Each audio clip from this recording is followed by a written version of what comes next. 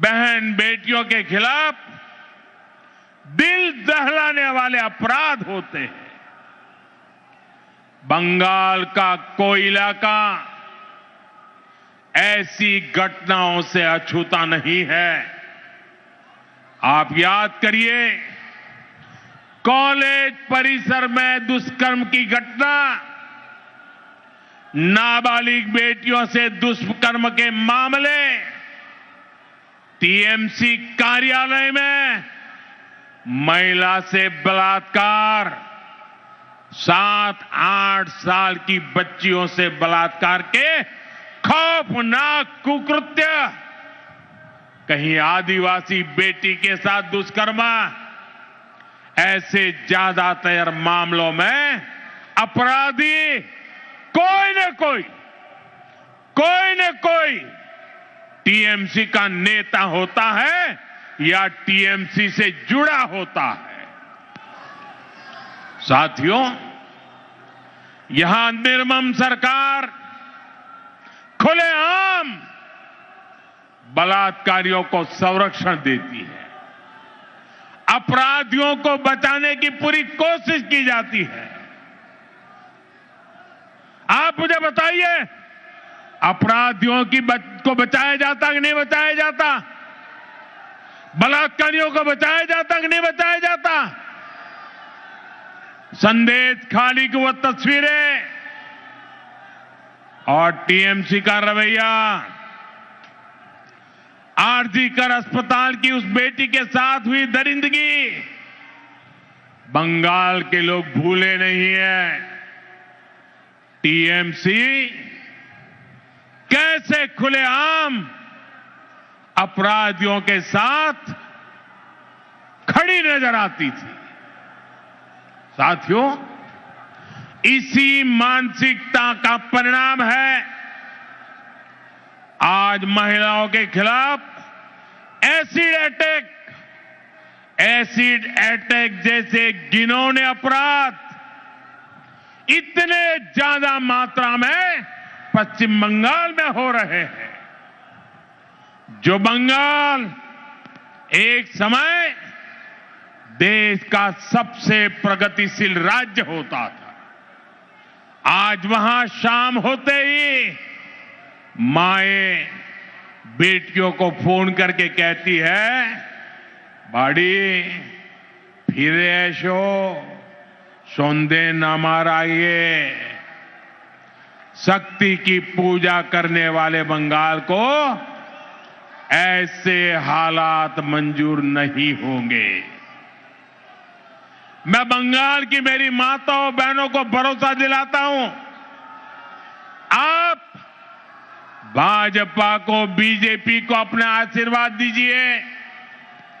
BJP सरकार में महिलाएं सुरक्षित होगी और अपराधी जेल में होंगे,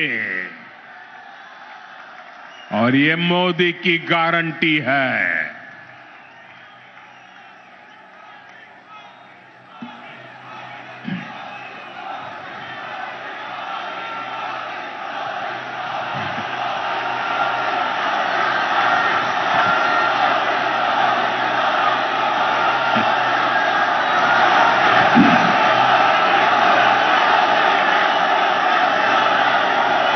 साथियों, टीएमसी सरकार गुंडों और अपराधियों की बैसाखी पर चलती है।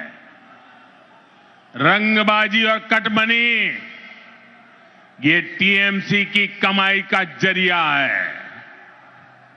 ये लोग जानते हैं, जिस दिन बंगाल के लोग खुलकर सामने आ गए, टीएमसी की विदाई पक्की है। और मैं ये दृश्य देख करके कह सकता हूं, अब टीएमसी को बचाने वाला कोई नहीं बचा है।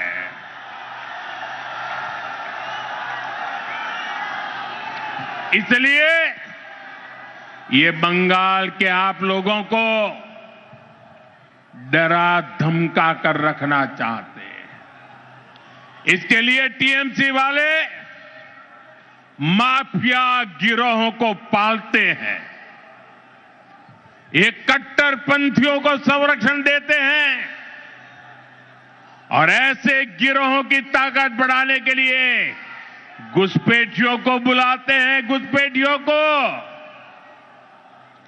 साथियों, ये टीएमसी मां, माटी, मानुष के नारे पे सत्ता में आई थी।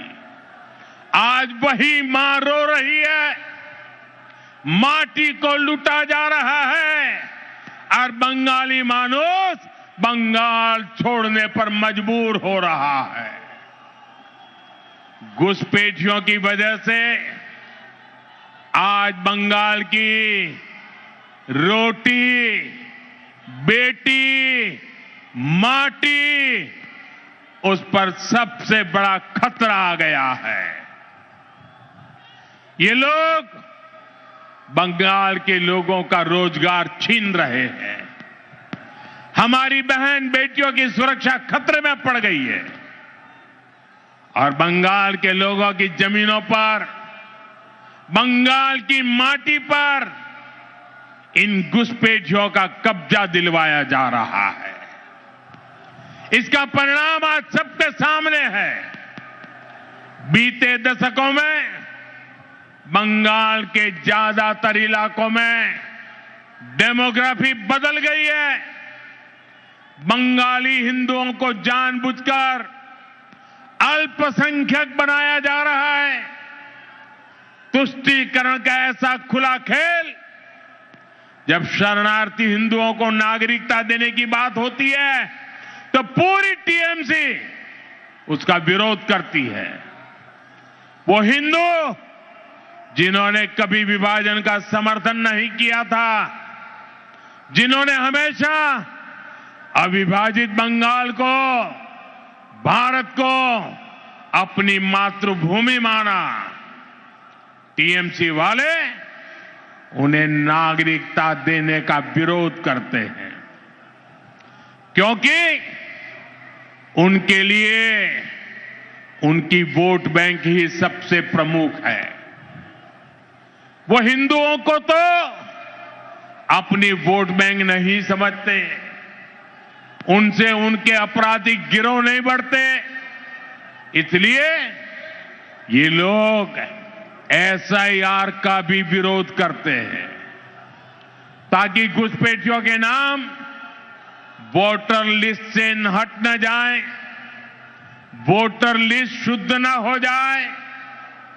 और ये तो ऐसे लोग हैं जिनकी मृत्यु हो चुकी है, उनके भी नाम निकालने के लिए तैयार नहीं है। भाइयों बहनों, डेमोग्राफी के इस खतरनाक बदलाव ने आज बंगाल को असुरक्षित बना दिया है और अब तो यहां खुलेआम धमकी दी जा रही है। कहा जा रहा है एक खास कम्युनिटी वाले मिलकर आप लोगों को खत्म कर देंगे। संविधान की कुर्सी पर बैठकर ऐसी धमकी, करोड़ों बंगाली लोगों को खत्म करने की बात आपके मुंह में शोभा नहीं देती है। मैं पूछना चाहता हूं, वो कौन लोग हैं जो टीएमसी सरकार के इशारों पर करोड़ों लोगों को खत्म कर देंगे? साथियों, धमकाने डराने की इस राजनीति को टीएमसी ने इसे अपना हथियार बना लिया। चुनाव में वोटरों को धमकी, सरकार की नीतियों के आलोचकों को धमकी, मीडिया को धमकी, विपक्ष को धमकी। ये बंगाल में खौफ का कैसा माहौल बनाकर रखना चाहते हैं, ये पूरे देश को जानना चाहिए। ये लोग कहते हैं तृणमूल को जिसका वोट नहीं, टीएमसी को जिसका वोट नहीं, तो वो बंगाली नहीं। तृणमूल को वोट नहीं तो सरकार योजना का उसे लाभ नहीं, तृणमूल को वोट नहीं तो घरों में बिजली पानी नहीं, टीएमसी सिंडिकेट के जरिए नहीं जाओगे तो कोई सप्लाई नहीं।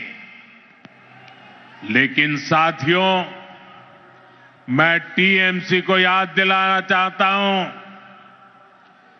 टीएमसी की गुंडागर्दी के दिन अब खत्म होने जा रहे हैं।